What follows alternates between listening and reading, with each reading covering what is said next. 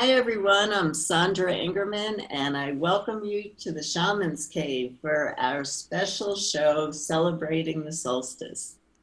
And I'm Renee Baribeau, and I'm excited to be here. And as always, I love this time I get to spend with Sandra and all of you at home. So thank you. And this week we've gotten a ton of really nice emails and comments and things like that. And when we get that, oh, and we even got, I forgot to tell you, Sandra, we got an extra large donation this week that made me extra happy. Uh, well, thank you, everyone, for your generosity of words, of heart feelings, and of donations. Thank you. And today we thought we would, we all come around onto the solstices. And I loved when I used to be in Peru for the Inti Raymi. And it would be like this grand reenactment of, the father-son ceremony. Because in Peru today, they're celebrating the winter solstice. And up here above the equator, I was recently referring to it in an article I was writing above the belly. We are celebrating the summer solstice, and boy, this has been some years. So we're going to talk a little bit about that, and then I'm going to do balancing your spin axis, and Sandra's going to then lead us into a ceremony. So stay with us because this is, Sandra said, our special solstice gathering, and we're really excited to share it with you. Yeah, one of the things that I think is really important for us to get, and it's about life and it's about what's happening now. Um, what I find is people get, we like to separate things. As human beings. We are these beings that like to put things in boxes and separate things. And so we celebrate summer and we celebrate the fall and then winter and then spring. But we forget that actually it's all one cycle. There isn't a separation of the seasons. They all flow together. And these beautiful changes of cycles of life, of death, rebirth, that this planet is a planet of learning about death, rebirth, letting go and letting the new unfold and the new seeds germinate new beauty into the world. And we forget about the cycles, that it's actually phases. It's not separate times of the year, but that it's an alchemy of what happens during the different seasons that keeps bringing the new beauty, that keeps birthing the new. And so we're in such a process of dissolution right now, and as Renee calls it, a time of chaos. And so we're in that death phase, and it's not the end because something really beautiful is going to grow out of this in its own timing, in nature's own timing, because we're not in control of this.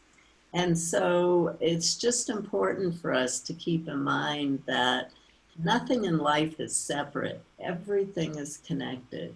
Everything that we're experiencing, every event right now we're experiencing, if you look back, there's a connection. I even made a connection that I can't remember right now in the middle of the night when I couldn't sleep, that happened over 10 years ago, that I can see created where we are on the planet right now. Um, Everything is connected, and so are the seasons. And so let's embrace the seasons as a flow, as a feminine flow, bringing us different aspects of life to be gardeners of and to learn about. So, And I would take that a step further to say that what we're experiencing right now actually created the circumstance she had 10 years ago to remember. So it goes both ways. This week I had this aha, we call them wind epiphanies over at the Wind Clan. I had a wind epiphany that right at the equinox, which is right before all of this, this COVID experience happened, I had everybody during my spring equinox ceremony, which you're welcome to go back and hear. I think it's probably on my website or on my blog or somewhere. And I had everyone actually anchor a second spot. And so what I realized when we were anchoring that second spot, so like that you had one primary anchor onto the earth or, whatever your marker was, well, everyone had to anchor a new spot. And what I didn't realize in that moment until weeks later was that we needed that second anchor because during this experience was, the real shifting of time. And I was thinking, because I'm researching an article that I'm writing on how we've moved into a period of chaos for the next 250 years. And what I was realizing was that having a new anchor is probably a good idea because some people say, oh, that Mayan calendar was wrong. No, it wasn't wrong. We were reading it wrong. We would think, oh, something happens in 2012. Okay, the world's going to blow up. Well, 8 years later, it's just like a yawn. It's hardly an in-breath, an in-gulp, you know what I mean, of time when you're thinking about the big old scheme of things. So that really this dissolution that Sandra's so talking about as well is happening over time. And I believe that this experience of going into a global pandemic or has created us into that gap space where we had to actually stop, reconsider, and then now we're moving forward. And it's kind of curious to me that we're moving forward, at the solstice, that we've been into this, this quarter cycle of that. And then this morning, I pulled the card, and Sandra knew right away. We kind of laughed that I pulled the same wind this morning that I pulled when we did the solstice gathering in December, when we went into the cave. And I'm just so curious to find out what Hole wants to teach us about going in and out of the cave today, too. Mm. Yeah, that's beautiful. We were talking, before we push the record button. Renee and I actually do a whole show before we push the record button. I'll write a memoir someday, and not a memoir. I'll write a biography of Sandra someday. We could write about each other. We talked for about 45 minutes about the wildest things, not about the show. Never push the button. And so, Renee was talking, which is true. Renee was saying that in times of chaos, what do we really need? We need navigational tools. And that's what we've been trying to give you actually with the show. I know that's what I do with all my coursework, with every book I write. I give navigational tools.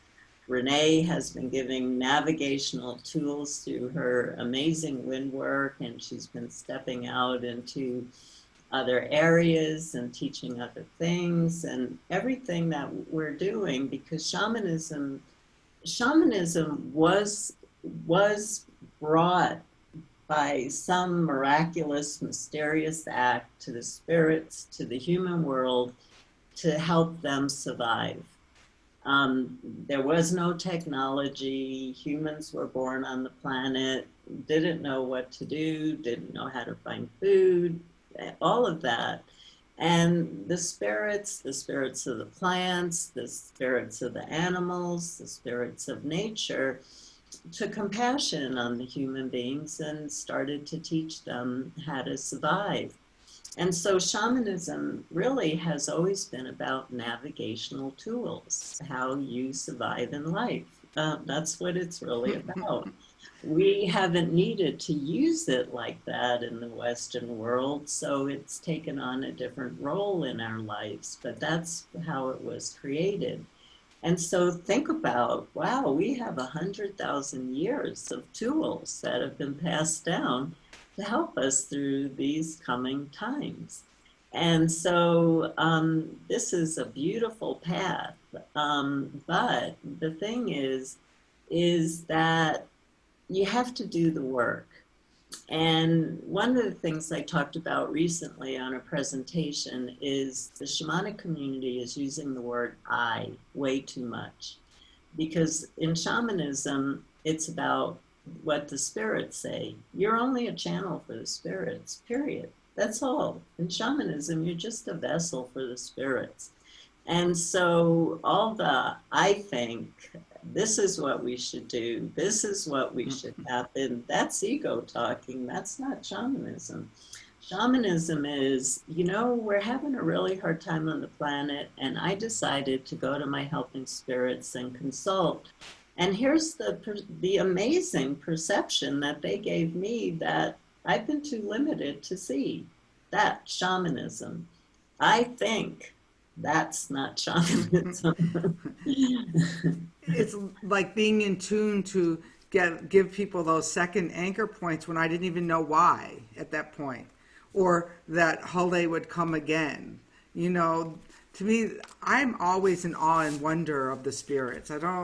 Hopefully I'll never lose my awe and wonder, and because to me that's what gives this whole experience, because it's not an easy experience, juice. And so that's why we're going to both give you more tools today to use in your toolbox. And there's umpteen ways you can look at this this time, and hopefully you're open to hearing and having a wind epiphany. Oh, I just want to say this before we get into the ceremony. This Saturday, I will be doing an all-day wind knot deepening experience where we're actually going to, use the energy of the solstice, whether it's, it's probably easier for people in the Northern Hemisphere to take this class. And I don't think we're recording it, so it's either you're present or you snooze, you lose on this one. And and we're going to actually work with wind knots. We're going to empower wind knots with the experiences that we learned from going into this pandemic, to this lockdown space with ourselves, to see what we're going to bring out into the world and how we're going to empower that for service. Because the one thing that Sandra, I don't know if she mentioned there just a minute ago, is that it's only about the service. That's there. Is there an I in service? Yeah, somewhere in there. But it's not. It's a small I, and if it's not in service to the community survival, food, longevity, and to sustainability, then, like Sandra said, it's not anything her and I teach, and you might find that elsewhere, but it's not here. Are we ready to do our 2 exercises, or? Yeah, Renee, I'm excited about yours. Okay, well, so you have to, I decided I just needed to teach a little bit so you could have this experience, okay? So my whole work is based around an awakening compass.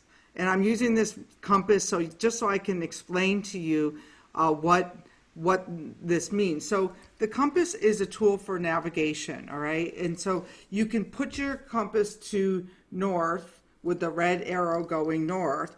And to me, when your arrow is going north, you're spiritually aligned, you're giving back, your life is flowing, the ideas are in alignment with all of it. And in the center of here, there's an axis, and it's called the spin axis.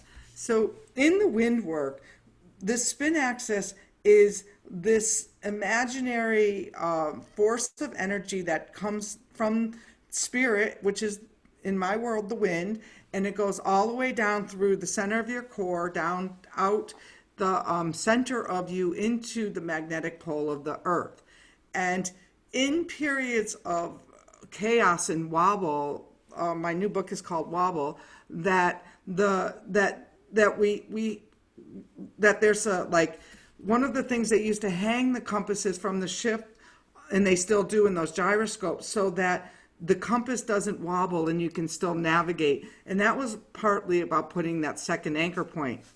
And so when you think about the North and the South Pole, we like to think of them, as separate, but really they're connected. And the North is about your spiritual, your community, your give back, your service, and is there community buy-in? The South, and this is my overlay, so you might find it different in your tradition, that the South is about your needs, desire, and emotions. So in throughout history, when we've been using the cardinal winds for navigation, the North and the South have always been in polar opposite to each other.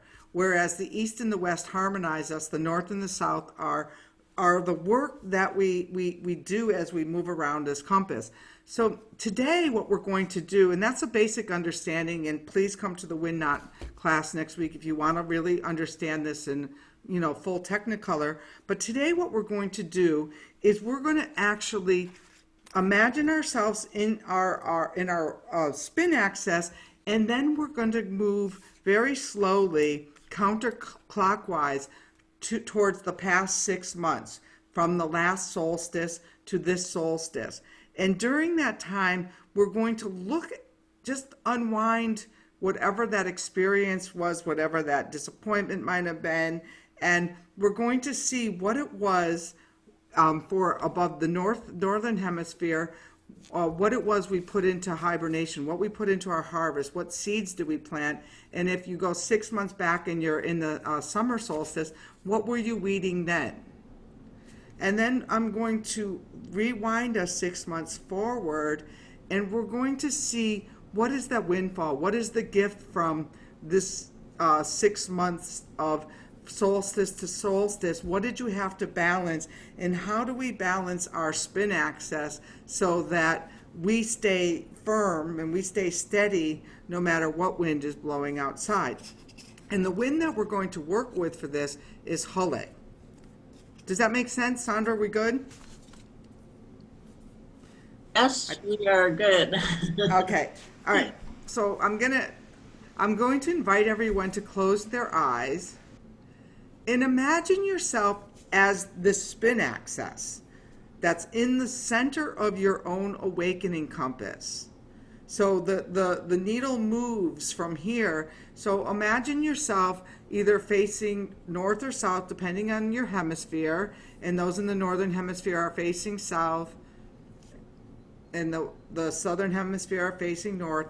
And then I'm going to start to blow the wind whistle, and you're going to unwind from what you're growing out in your garden now all the way back to the seeds that you planted at the last solstice.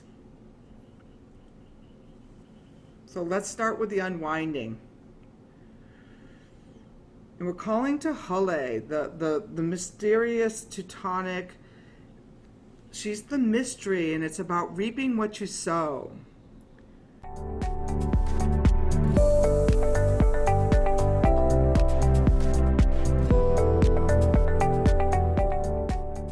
So we're facing our primary direction and start the unwinding process with the wind.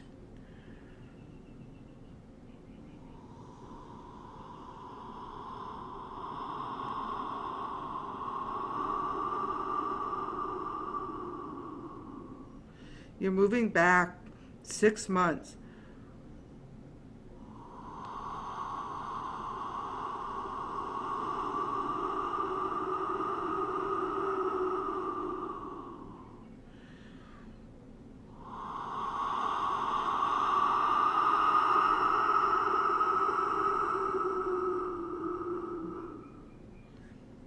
And as you're standing there looking at the opposite pole, what did you put into harvest? What did you put into the ground? What did you plant?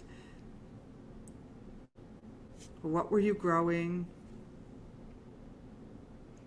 And ask that for the gift of that time.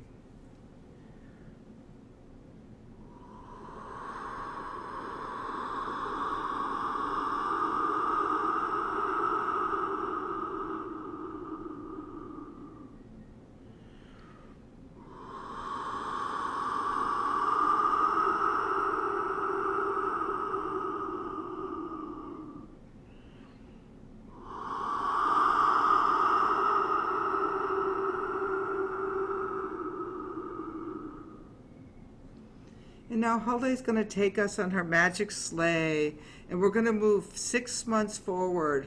So we're going to go clockwise now, along with our spin axis and along with our awakening compass, and we're going to move 6 months into from the north to the south or the south to the north.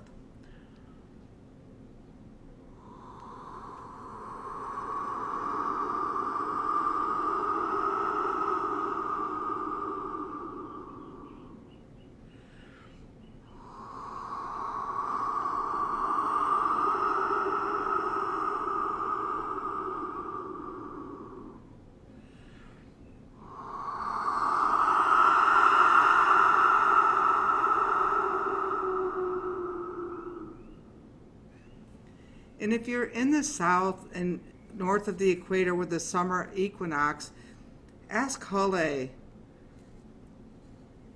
what emotional gift have I gotten from this time period of what I thought I was planting to what I'm weeding in my garden now? What still needs to be weeded? And for those of you who traveled to the north, did you harvest what you were working on in the south, or was it waylaid with this storm? Did you have a full field or a fallow field? And then ask Hale to give you the information. Is there community buy-in? Are you on your spiritual path? What is the gift of this past 6 months? And I'm going to call to Hale and let her bring you in the gift of this time, this from solstice to solstice.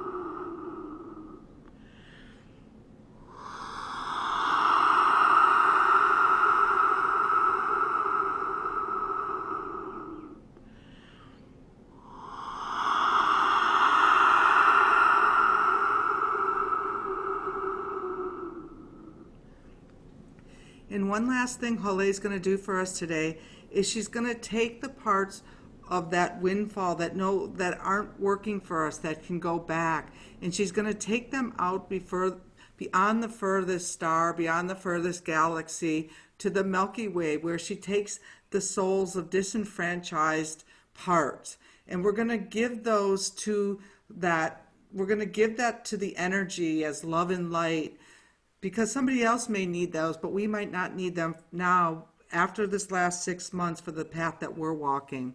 So one more time, take the parts that you no longer need, the parts that didn't grow corn, the parts that you're weeding out from your garden, and she's going to come down and collect them all and take them on her sleigh.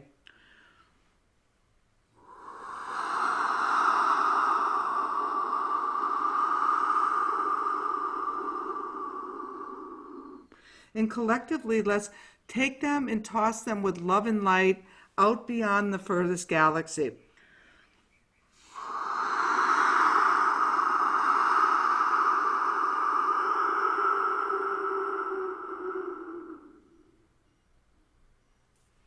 And now check back in with your spin axis and give it one complete rotation clockwise all the way back to the wind that you're facing now. And if you've got the summer solstice, you're facing south. And if you're going into the darkness of winter, you're facing north. And come back into this space, into this beautiful moment that's now.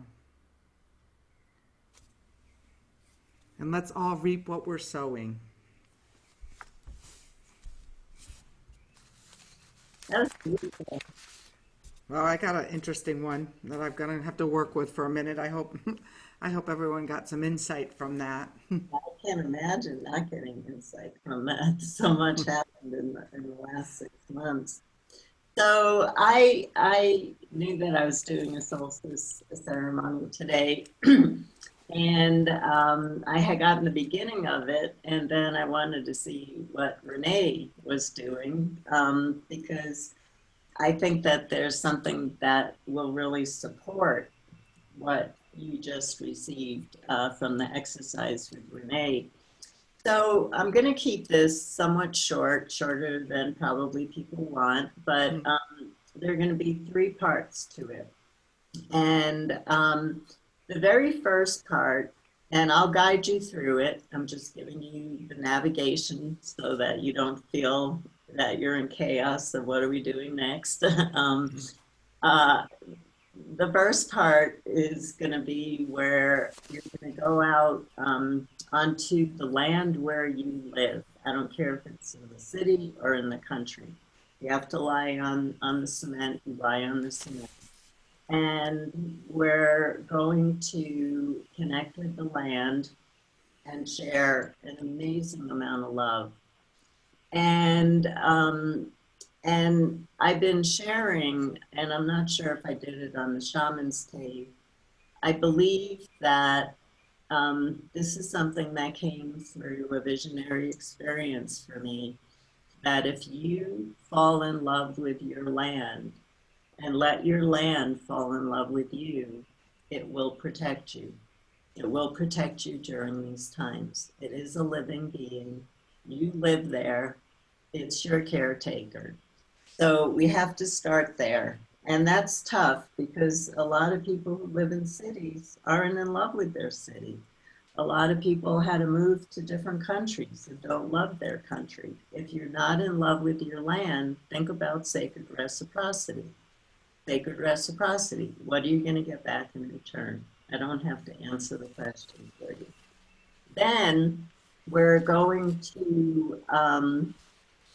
go to the river of life, and where you're going to get into your own little canoe, and I'll talk you through what we're going to do with that, and then we're going to end with coming together as a circle and holding hands and doing some blessings for the time of this change, this flow in seasons from winter to summer, depending on where you live. So here we go.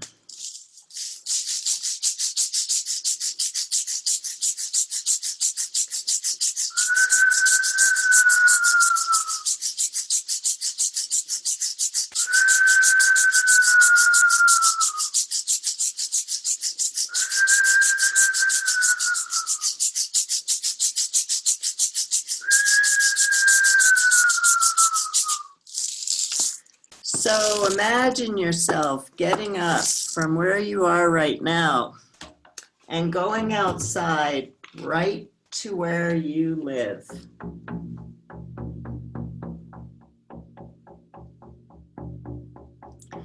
The land is waiting for you. Start with asking the land, may I step into your field of energy? Get permission.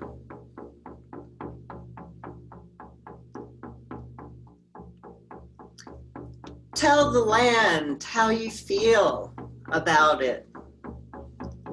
Maybe you're new to communicating with it. Maybe you've had issues with your city. And maybe the land has had issues with you. We do tend to throw a lot of trash onto the land that is taking care of us. So start to form a new relationship. Start to connect and talk to the land in a new way. Become its friend.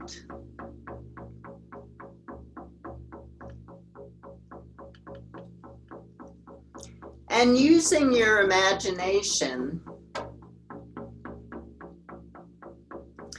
look around you or reach into your pocket and see if you have an offering for the land. A rock that has the word love on it. A bouquet of flowers. Some sacred herbs.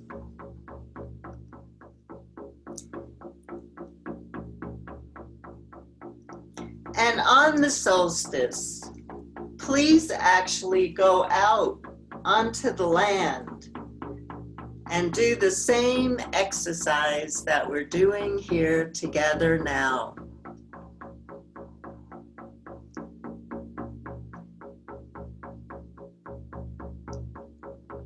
And now stand up, and you'll see a path in front of you. And that path leads you to a veil that separates you from the seen and the unseen realms. Let's leave the seen realms for now and open that veil and step through into the unseen, where you find yourself in a beautiful place in nature with the river of life going down a spectacular canyon. But you can get to the bank of the river and you see that there's a canoe there waiting for you. Step into the canoe. Well, maybe push the canoe into the water first and then step in.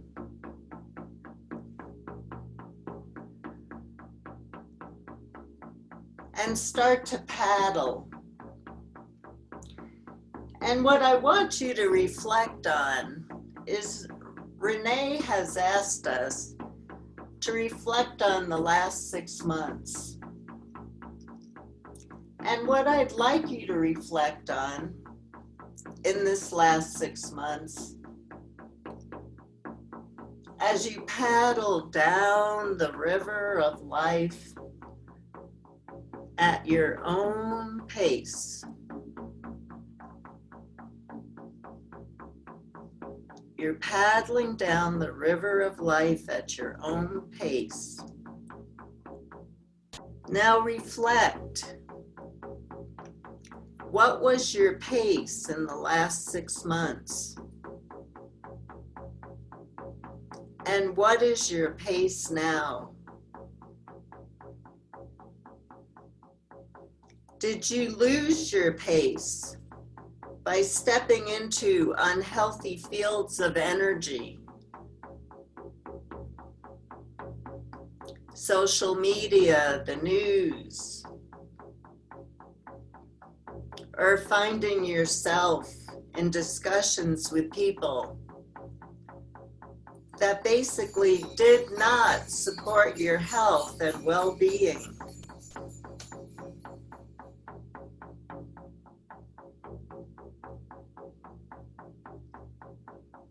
Reflect on this. As you cruise down the river of life at your own pace,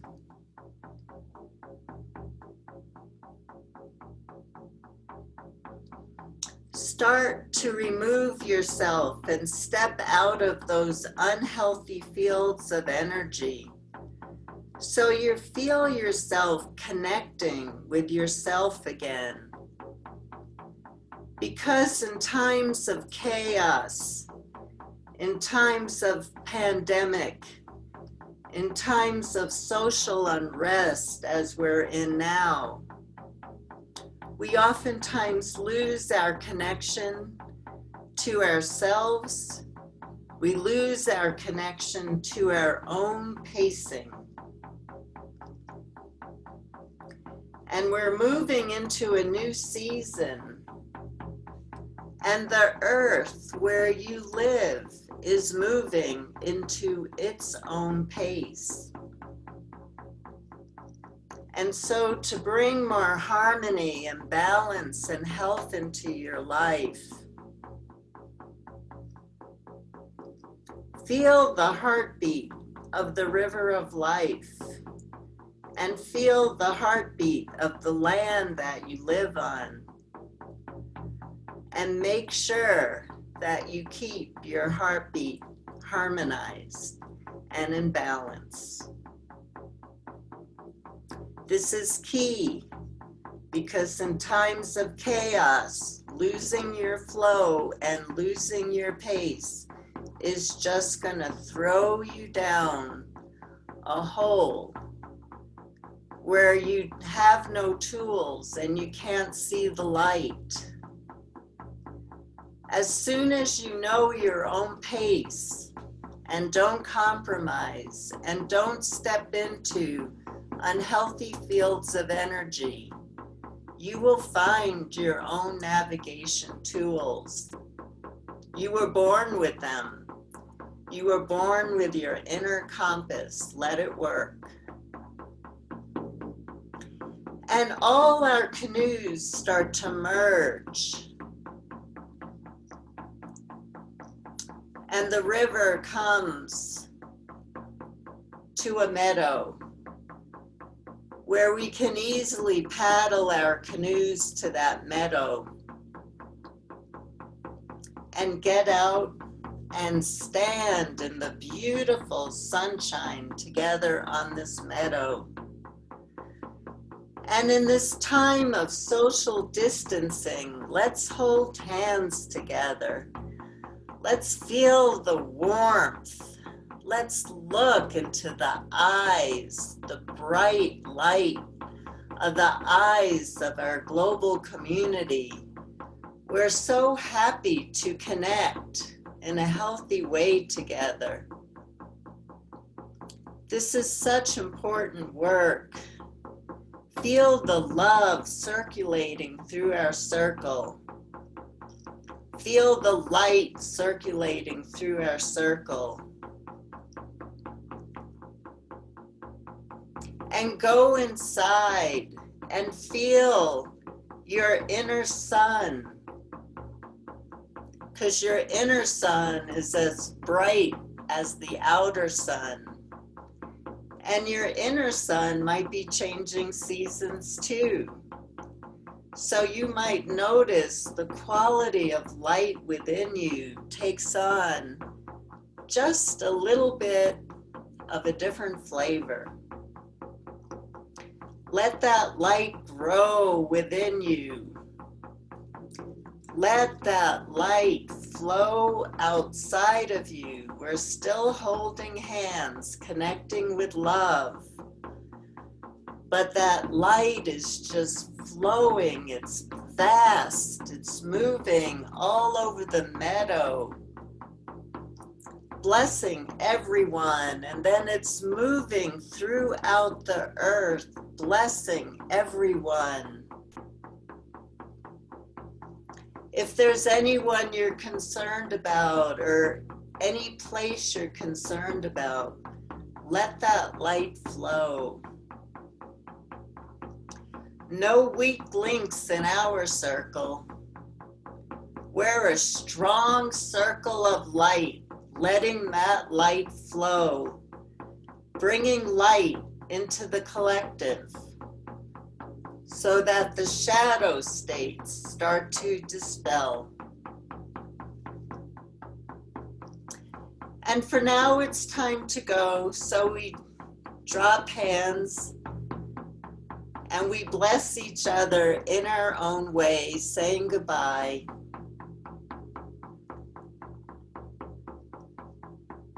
We get back. We move quickly. We leave our canoes where they are. We just use our consciousness to start to retrace our steps by the path of the river, returning, coming back to the land that you gave your love to, coming back to the room that you're in now. You can still feel the warmth and the love of the hand that you held next to you. And it feels good. It feels good to contribute with others in the spiritual community from a place of love and light. It feels good to connect with our community, doing shamanic ceremony and allowing the spirits to guide us.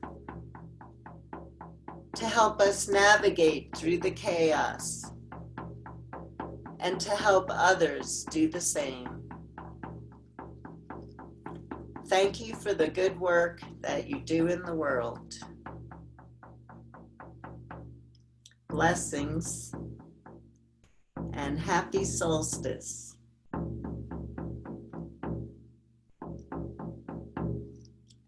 Our hearts are full for everything alive on this great earth. Awesome. That was great. I I, must have been tracking with you because I was right there, like a step at the same step. Like as soon as you'd say it, I'd be already, having that experience. It was great. yeah, it was just so striking to me when you talked about the last 6 months and everything that we've been through. And so many of us lost our center during that time. And Absolutely. we lose our center when we lose our pacing. And so that's really important. And I really want to ask people to leave a physical gift for the land on the solstice. Tell the land how much you love it. Just don't leave food that other creatures will leave that will hurt them. There are plenty of beautiful things to leave on the land. That so that's so awesome. I think I'll ask Tyler if he'll break apart both of those so people can go back and visit both of them because there's a lot at the beginning that by the time we were at the other, oh yeah, you just reminded me like that path and all of that. So, and one thing that I was given a big gift at the end that I just want to share as we come to a close was that one of the things when we were holding hands, that circle grew so big. So if you think you're holding this experience now by yourself and you're shouldering it all, there's a lot of people on this earth who really were prepared and ready. It's just a lot of work for all of us, but we're not holding it alone.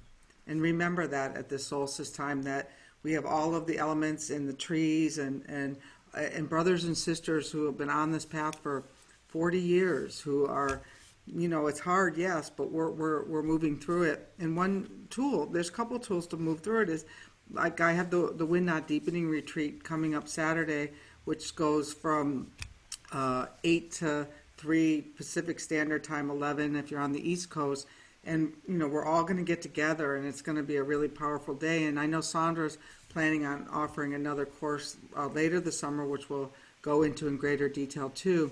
This is not the time to not feel those connections of other people because we all have a part of the magic.